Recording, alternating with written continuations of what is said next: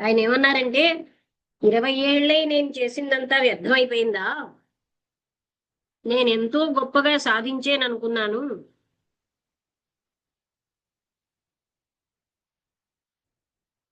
అంటే ఇప్పుడు నేనేదో అంటే నాకు విజన్స్ వచ్చాయని, నేను ఎన్నో పొందేసేనని అనుకున్నాను.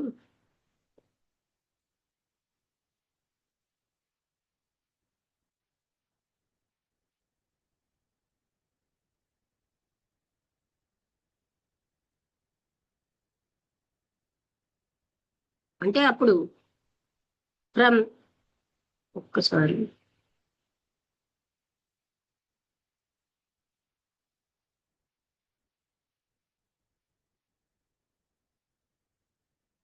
ఆర్ దీస్ అంటే ఇప్పుడు ఆయన చెప్తున్నారన్నమాట, కొంచెం పెద్ద టాపిక్ అయింది. While the experiences and hopes in anxieties, joys, ఇష్టాలు, ఆనందాలు, ఆతురతలు, పోగు చేసుకున్న జ్ఞానం, ఇది మనం చదివాం కదా. టు వీప్ ఓవర్ ఇప్పుడు గతం కోసం నేను ఏడుస్తూ కూర్చునేది లేదు, మళ్ళీ నేను కొత్తగా మొదలు పెట్టాలి. ఆర్ దే ఆల్సో అవన్నీ కూడా ఫాల్సేనా? Is not the mind sir a vast, ఒక మనస్సు అన్నది ఒక పెద్ద స్టోర్ హౌస్. మన అనుభవాలు, మన విజన్స్, మన అన్ని అందులో ఆలోచనలు ఉంటాయి. కొన్ని తెలిసి ఉంటాయి, కొన్ని తెలియకుంటాయి. అంటే ఈ మనస్సు దేన్ని మన ఆశలు, ఆతురతలు, సంతోషాలు, జ్ఞానం, ఇవన్నిటితోటి మనకి ఎక్కువ స్టోర్ హౌస్ గా ఉంటుంది. ఆ డీపర్ లేయర్స్ అన్నవి మనకి తెలియవు. అందుకనే విజన్స్ అవన్నీ వీఆర్ టోల్డ్. మనకి ఏంటంటే కొన్ని డ్రగ్స్ వల్ల కూడా వస్తుందని అంటారు, కానీ అవి ఎలాగ? And went through any of these means it does come to the light. అంటే ఏ విధంగానైనా మనం జ్ఞానం వైపు వస్తే, కాంతి వైపు, అదేమి శాశ్వతమైన కాంత, or is the light of the known, మనకి తెలుసున్నదేనా లేకపోతే అనంతత్వమా? మనం ఏదైతే రికగ్నైజ్ చేసామో, అంటే స్ట్రగుల్ చేస్తున్నాం, హోప్ చేస్తున్నాం, ఇదంతా కూడా మనకి తెలుసున్నదే కదా. ఇంత అలసటగా ఉన్న ప్రాసెస్ నుంచి మనుషులు అందరూ ప్రయత్నించాలా? Can we bypass all this? ఇవన్నిటిని బైపాస్ చేసేసి ప్రేమ అనే దానికి మనం వెళ్ళగలమా? Since you have had visions, నీకు విజన్స్ వచ్చాయి, పవర్స్ వచ్చాయి, ఎక్స్పీరియన్సెస్ వచ్చాయి, వాటి సంగతి ఏంటంటారు? అవి నాది ఉన్నప్పుడు నేను సామాన్యంగా ఏమనుకున్నానంటే, అవి నాకు తృప్తినిచ్చాయి, ఏదో పొందిసేనన్న ఆనందాన్ని ఇచ్చాయి. రకరకాల పవర్స్ అన్ని ఒక విశ్వాసాన్ని ఇచ్చాయి. ఏ ఫీలింగ్ ఆఫ్ సెల్ఫ్ మాస్టరీ, నా మీద నాకు మాస్టరీ వచ్చిందనే ఫీలింగ్ వచ్చింది. అందులో గొప్ప గర్వం వచ్చింది. ఇప్పుడు మీతో ఇంతసేపు మాట్లాడాక నేను ష్యూర్గా చెప్పలేను ఇవన్నీ కూడా వాటికి అంత గొప్ప విలువ ఉన్నది అని. నా అండర్స్టాండింగ్ అన్న లైట్ లో అవన్నీ వెనక్కి వెళ్ళిపోతున్నాయి అన్నారు ఆయన. చూసారా? Must one go through all these experiences, అంటే వ్యక్తి ఇలాంటి అనుభవాలన్నిటిలోంచి వెళ్ళాలా? ఆర్ దే నెససరీ, అవి అవసరమా? ఇటర్నల్ ఆ శాశ్వతత్వాన్ని తెలుసుకోవడానికి అవన్నిటినీ అధిగమించలేవా? అధిగమించలేమా? After all what is essential? Self knowledge అనేది చాలా అవసరం. అది దాంట్లోంచి ఒక స్టిల్ మైండ్ వస్తుంది. ఒక నిశ్చలమైన మనస్సు అన్నది ఇచ్ఛాశక్తితో, డిసిప్లిన్తో రాదు. రకరకాలైన ప్రాక్టీసెస్ దాన్ని అణచడానికి, కోరికను అణచడానికి అవి స్టిల్ మైండ్ని తేలేవు. ఈ ప్రాక్టీసెస్ అన్నీ కూడా ఈ డిసిప్లిన్, ఆ నేను అనే దాని బలాన్ని పెంచుతున్నాయి. దాని యొక్క ప్రత్యేకత, గౌరవం పెరుగుతున్నాయి. మైండ్ అన్నది ఎంటీగా అయినప్పుడు, తెలుసున్న విషయాలన్నీ వదిలేసినప్పుడు తెలియనిదేదో ఆ అనంతత్వం వస్తుంది.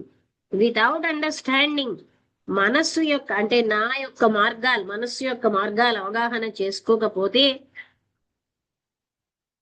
ఆ సద్గుణం అన్నది దాన్ని అది కవర్ చేసేసుకుంటుంది. ఇంపార్టెన్స్ అనే దాంతో, అంటే నేనే ఇంపార్టెంట్ అన్న ఫీలింగ్ తో అది కవర్ అయిపోతుంది. సెల్ఫ్ యొక్క మూమెంట్, దాని యొక్క ఇచ్ఛాశక్తి, కోరిక, అది వెతుకులాట, పోగు చేసుకోవడం, అవన్నీ ఆగిపోవాలి. అప్పుడే ఆ సమయాతీతమైనది. ఆయన పరబ్రహ్మ ఆత్మతత్వం అనరు, సమయాతీతం, మెజర్లెస్ ఇలా వాడతారు. అది అక్కడ వస్తుంది. దాన్ని మనం ఆహ్వానిస్తే వచ్చేది కాదు. మనస్సు, ఆహ్వానించే మనస్సు ఎన్నో ప్రాక్టీసెస్ తో, డిసిప్లిన్స్ తో, ప్రేయర్స్ తో, యాటిట్యూడ్స్ తో, దానికున్న తృప్తిలతో, అవన్నీ నిజాలు కావు. అంటే దాన్ని ఎప్పుడు కూడా మనం ఇన్వైట్ చేయలేం. మనస్సు వీటన్నిటితో నిండిపోయిన మనస్సు దాన్ని ఇన్వైట్ చేయలేదు. అంటే ఆయన ఏమన్నారంటే, ఇప్పుడు నేను అవగాహన చేసుకుంటున్నాను, ఇన్ని సంవత్సరాలు బ్రహ్మచర్యము, క్రమశిక్షణ, నన్ను నేను, అంటే తను తాను ఎన్నో అంటే అణిచి, అంటే మోర్టిఫికేషన్ అంటే ఎండిపోయేటట్టుగా చేసుకున్నారు, అంటే ఆహారం లేకుండా అలా. నా మనస్సు అన్నది ఇప్పుడు నేను ఏర్పరచుకున్న గోడలనే ప్రజల్లో ఉన్నది. ఆ వాల్స్, ఆ జైలు యొక్క గోడల్ని నేను బద్దలు కొట్టాలి. ఏ విధంగా బద్దలు కొట్టాలి అంటే దానికి ఆన్సర్ ఏమిచ్చారంటే, ఎరుక అన్నది చాలా ముఖ్యం. ఏ యాక్షన్ అయినా బద్దలు కొట్టాలన్నది మళ్ళీ మన మోషన్లో పెడుతోంది, ఏదో ఒకటి పొందాలన్న కోరిక. అప్పుడు మనకి ఏంటవుతుంది, కాన్ఫ్లిక్ట్ వస్తుంది, సంఘర్షణ, వ్యతిరేక, అనుభవించేవాడికి అనుభవానికి తేడాలు వస్తాయి, అన్వేషించేవాడిని ఇవన్నీ తయారు చేస్తుంది మనసు. అందుకని ఫాల్స్ని ఫాల్స్గా చూడడం చాలు. ఎందుకంటే దాన్ని అవగాహన చేసుకుంటే మైండ్ అందులోంచి బయటకు వచ్చేస్తుంది. ఇది తప్పు అని తెలిస్తే ఆ తప్పులోంచి మనస్సు బయటకు వచ్చేస్తుంది. సూర్యావతి గారు, మీరు వస్తే వేగం రండి, మధ్యలో వస్తే ఎటు కాదు, మీ పని చేసుకోలేరు, ఇది అర్థం అవ్వదు. విన్నారా? అందులో కృష్ణమూర్తి గారి టాపిక్ అంత లేటుగా వస్తే పనికిరాదండి. రమణ, మీకు అర్థమైందా? ఈశ్వర్ అర్థమైందా?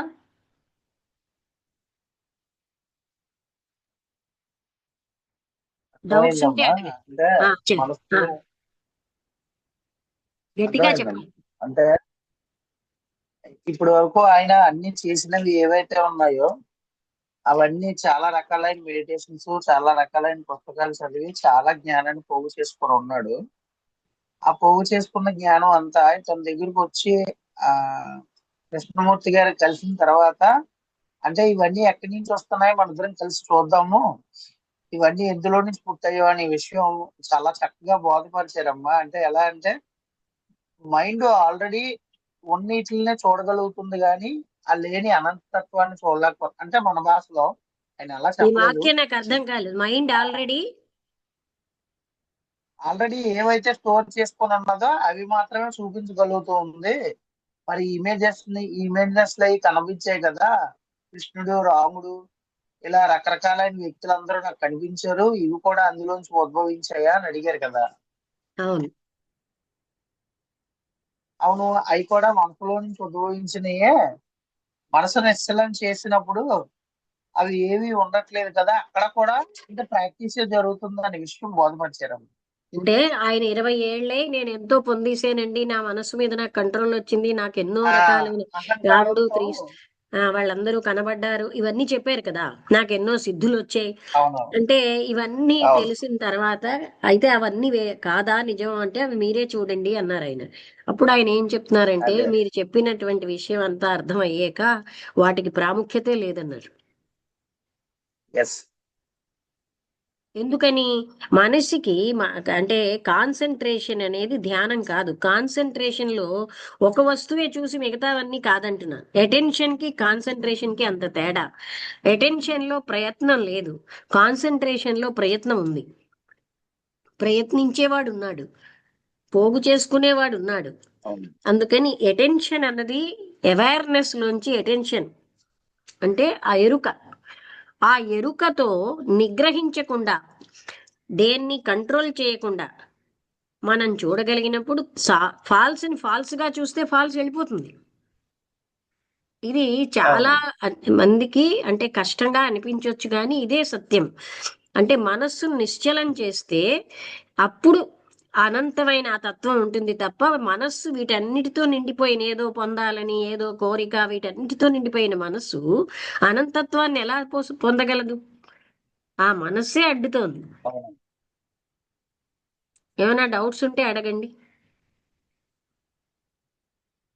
అందుకని ఈశ్వర్, మీరు మెడిటేషన్ చెప్తూ ఉంటారు కదా, మనసులో ఇవి చూసాను అవి చూసాను, అలాంటివన్నీ ముఖ్యం కాదు. అదంతా మన సబ్ కాన్షియస్ మైండే.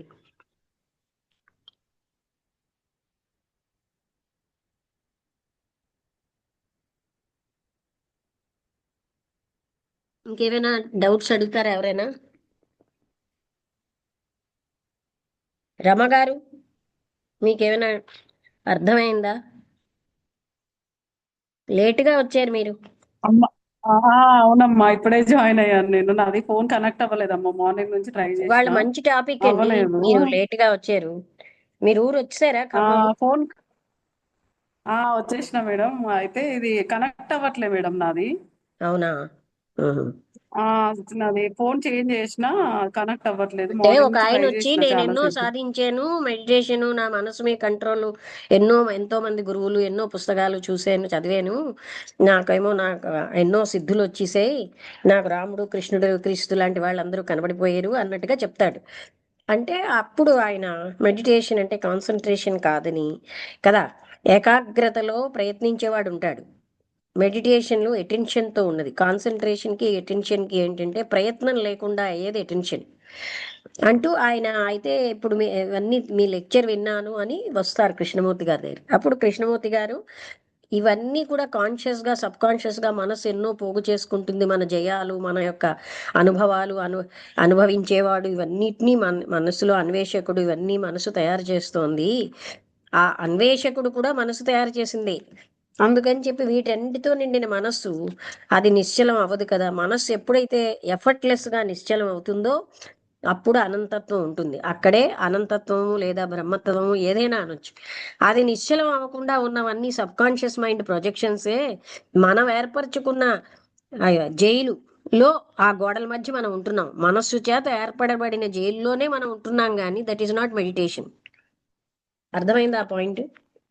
అంటే మనస్సే తయారు చేస్తుంది వీటన్నిటినీ. అర్- కనుక అది మెడిటేషన్ అని మనం అనుకుంటాం, మనస్సు ప్రొజెక్షన్సే మెడిటేషన్ అని.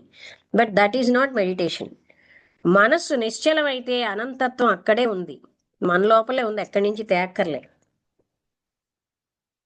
సో నిశ్చలం చేయడం అంటే అనంతమైనటువంటి ఆ స్థితి, ఆటోమేటిక్గా అందులో ఉంటాం.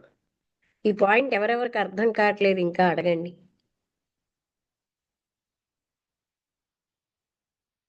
మీరు ఈ మధ్య విజయవాడ దానికి కూడా రావట్లేదు కదా రమ్మగారు?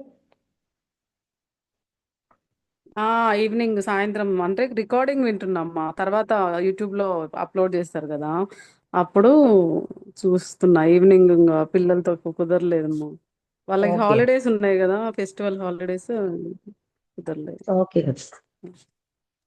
రికార్డింగ్ లో అర్థమవుతుందా? అర్థమవుతుందమ్మా, అర్థమవుతుందమ్మా. బాగుంది, క్లియర్ గా ఉంది. అది కూడా బాగుందమ్మా. ఓకే.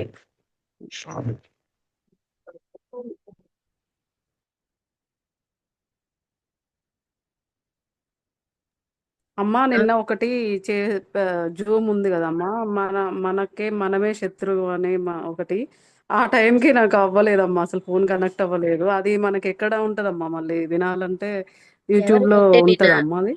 నిన్న నిన్న నిన్న 6:30 మార్నింగ్ క్లాసా? Zoom meeting. జూమ్ మీటింగ్ నిన్న 6:30కి ఒకటి, మనకు మనమే శత్రువు అనేసి ఒకటి టాపిక్ మీద మాట్లాడారు కదమ్మా, అదే. ఆ టాపిక్ మనకి మనమే శత్రువు అని కాదు, dullness, dullness of the mind. ఆ, మనసు ఆ, డల్నెస్ అంటే వాళ్ళు ఏదో మాటల మధ్యలో అలా చెప్పుంటారు. మనసు, ఓకే. మనస్సు ఏ మనస్సు అయితే నేను మనసు అనుకుంటారు కదా, ఆ ఐడెంటిఫికేషన్ వల్ల మనస్సే మనకి శత్రువు, మనస్సే మనకి బంధువు అంటారు కదా. మన ఏవ మనుష్యాణం ఆ కారణం ఆ అదే మోక్షానికి అదే కారణం, బంధానికి అదే కారణం. అదే అమ్మా. ఉమ్, సో ఇప్పుడు మీకు అర్థమైంది ఓకే కదా. అమ్మా. అర్థమైందమ్మా. ఉమ్, నారాయణ గారు మీకు అర్థమైందా? అలా వింటూ ఉంటే అర్థం అవుతుందేమో. అర్థమైందా నారాయణ గారు? ఒక నారాయణ గారే ఉన్నారు, ఇంకో నారాయణ గారు లేరు. ఆయన ఆయన జర్నీలో ఉంటారు కదమ్మా, నిన్న అన్నారు ఓకే కదా, ఓకే. జర్నీ. సో ఒక కొంచెం ఎర్లీగా వస్తే అందులో కృష్ణమూర్తి గారి టాపిక్ ఎంతో మనస్సు ప్రశాంతంగా ఎర్లీగా ప్రతి సెంటెన్స్ వింటేనే అర్థం అవుతుంది. మనం అలా గెస్ట్ చేస్తే అర్థం అయ్యేది కాదు ఇది. అందుకని రేపటి నుంచి అందరూ కూడా సూర్యావతి గారు అందరూ టైంకి రండి. లేకపోతే హరికథ కాలక్షేపం అయిపోతుంది, ఏం చెప్తున్నారో తెలియదు, అందరూ చప్పట్లు కొడితే చప్పట్లు కొట్టడం మళ్ళీ నిద్రపోవడం, అది పద్ధతి కాదు. ఇంకేమైనా డౌట్స్ ఉన్నాయా ఈశ్వర్, మీకు అర్థమైందా? రమగారు మీకు ఏమైనా తెలిసిందా ఇప్పుడు? టాపిక్ అర్థమైందా? మీరు అంతకు ముందు కొన్ని కృష్ణమూర్తి గారు విన్నా ఒకటి కదా. వింటున్నా అమ్మా, రెగ్యులర్ గా వింటున్నా, డైలీ ఏదో ఒక వింటున్నా. అద్- అది మెడిటేషన్ చాలా అంటే అదే అమ్మా, మెడిటేషన్ అంటే stilling the mind is meditation. Concentration. Concentration కాదు. కాదు, అవును. ఏదైనా తెచ్చి పెట్టుకునేది ఏది మనకి కాదు, అది దానంతట అదే రావాలి. అది ఎప్పుడు అంటే మైండ్ స్టేబుల్ అయినప్పుడే, నిశ్చలంగా అంటే ఉన్నప్పుడు మాత్రమే దానంతట అదే అంటే అది ఏంటంటే వస్తుంది. అవేర్నెస్, ఎరుకతో ఎరుకతో రావాలి. ఎరుకతో. ఏమంటారు? దానంతట అది రాదు కదండి. అటెన్షన్ లో రావాలి. అదే అమ్మా. అంటే అటెన్షన్ అంటే ఎఫర్ట్లెస్. ఆ, ఓకే. అక్కడ తేడా ఏంటి తెలుసా? దానంతట అదే అంటే మనసు ఎప్పుడు ఇటు అటు చలిస్తూనే ఉంటుంది. అలా రాదు కదండి. అటెన్షన్ ఉండాలి, అవేర్నెస్ ఉండాలి. ఆ, ఓకే. ఆ దానంతట అదే అనేది తప్పుడు అర్థం. అదే చాలా మంది అనుకుని పాడైపోతున్నారు. దానంతట అది ఎందుకు వస్తుందండి మనకి? ఎప్పుడు మనసు ఇటు అటు వెళ్తూనే ఉంటుంది కదా. ఆ, అవునమ్మా.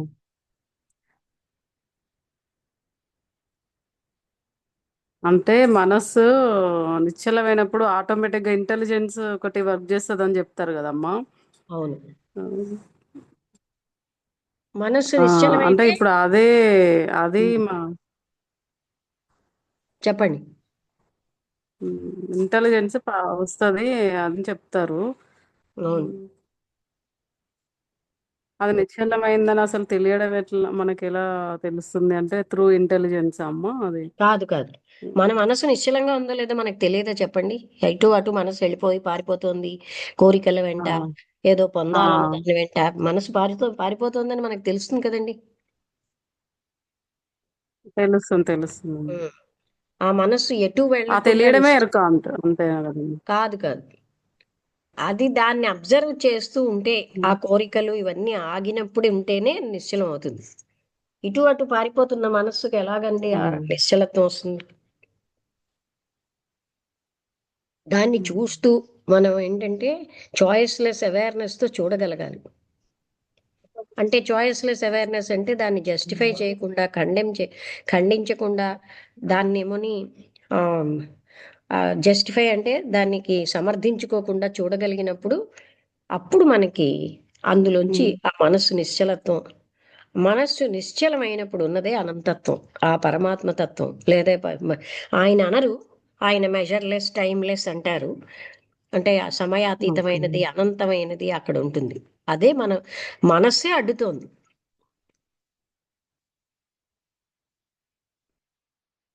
మనస్సుతో చేసిన ఏ ప్రక్రియ దాన్ని పొందలేదు.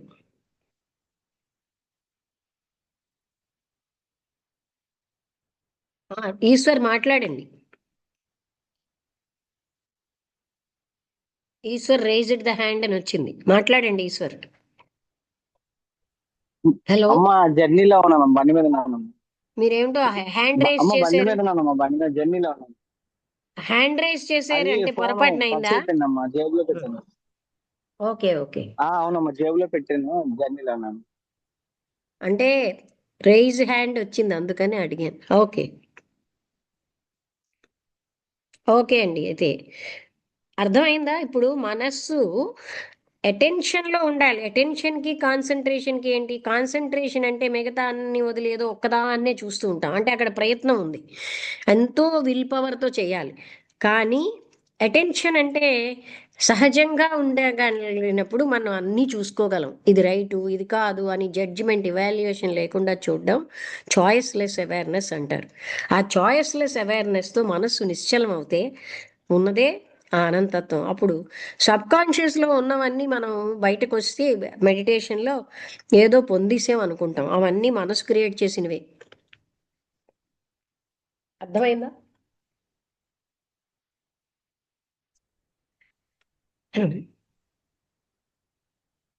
అయితే ఆపేద్దామా? అందరికీ నమస్కారం. రమగారు మీకు అర్థమైందా? అర్థమైందమ్మా.